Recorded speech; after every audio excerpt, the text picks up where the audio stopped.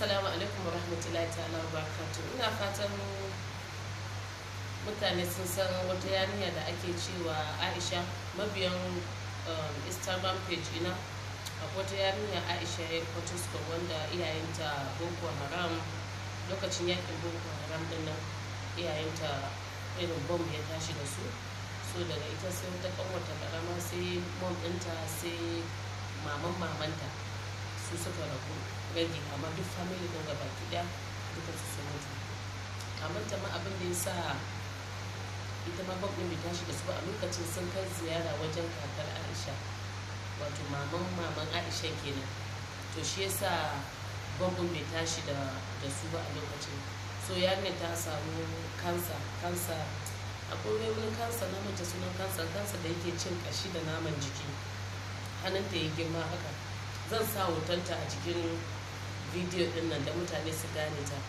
So actually da farko da aka kawo mana case ɗinta daga Potusko, mun yi iyakaci kokarin mu aka cire wannan abin da ke jiki. A lokacin ba mu san kansa ba ne, da aka cire muka na ta samu sauki, na ta jin ta koma gida.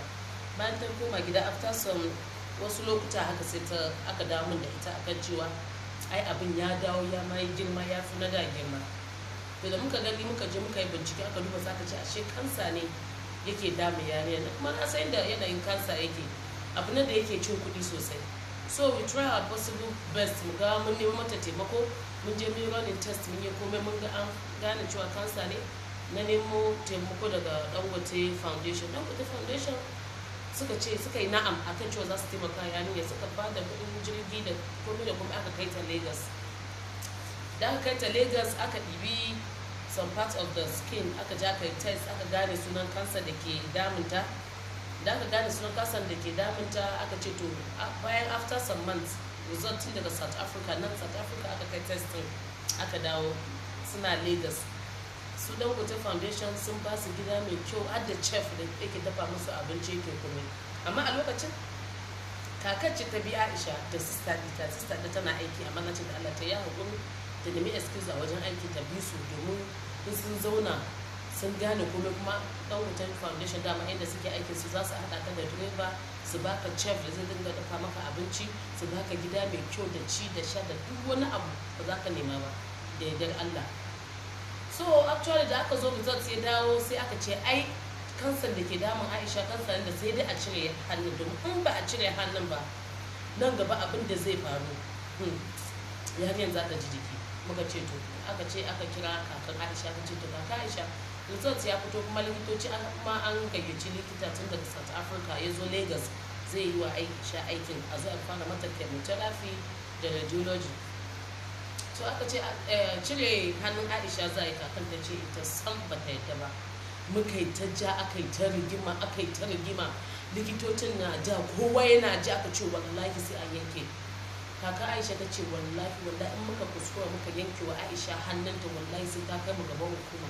Sai ta ce bata san zance ba, sai ta ce wai maganin kuɗi za mu yi da Aisha, da hannun Aisha. Hankali wani abin da kaka Aisha ta faɗa baki ta mana da hankali. Na kira maman Aisha na ce baki bi Aisha da muna tsana baki da zafi, ba ki iya kula da ita ba.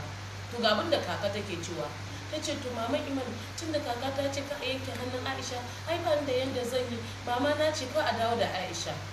Na yi kuka na roƙe su. Kakan ta ce in dai ba wa ina da wani motive ba, in kyale mata jikata.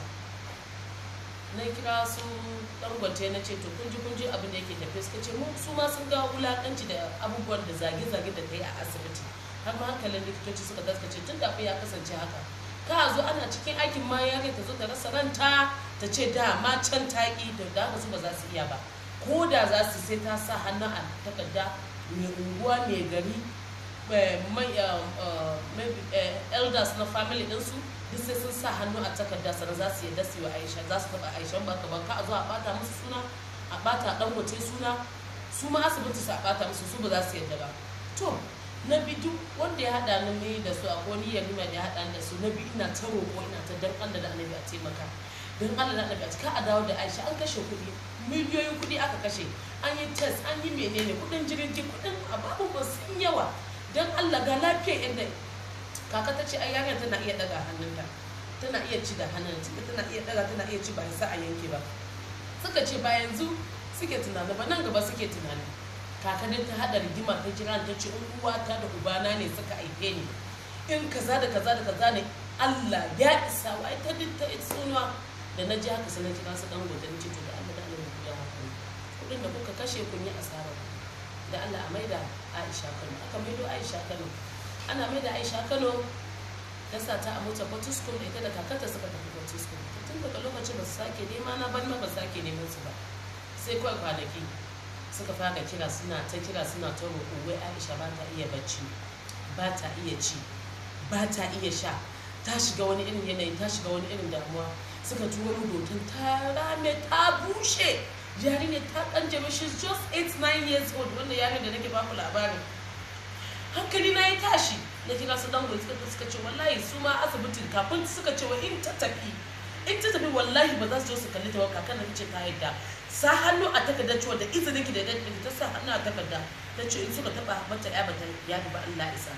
Haka dai asibiti suka ce su ba za su yi ayyukan akai ba, in kuwa za a yi sai an to sharaɗin koya ake cewa wannan abubuwan da suka ƙayyade mana cewa dole sai mun yi shi. Muka ce mu fara bidiyo bayan ɗaya, lokaci zai kuro.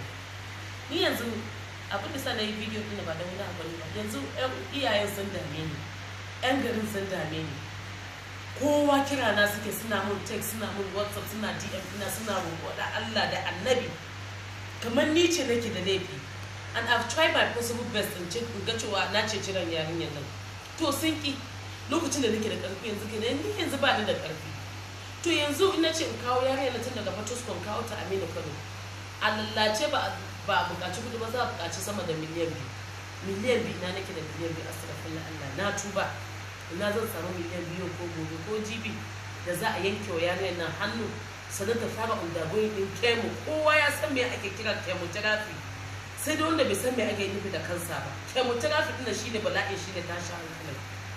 Yanzu suna ta kokana suna cewa in taimaka mene, da ina da halin da zan mai taimakawa Aisha da na taimaka. Yanzu a lallace ana neman miliyan 2 in kawo ta Kano, in kai ta Aminu Kano, a samu a yanke wannan hannun, sannan a dora ta akan kemu da radiology ne ko menene ake kira abin da na kansa. To ni yanzu ya sani ina zan sa kaina, laifina ne tsakani fa da Allah.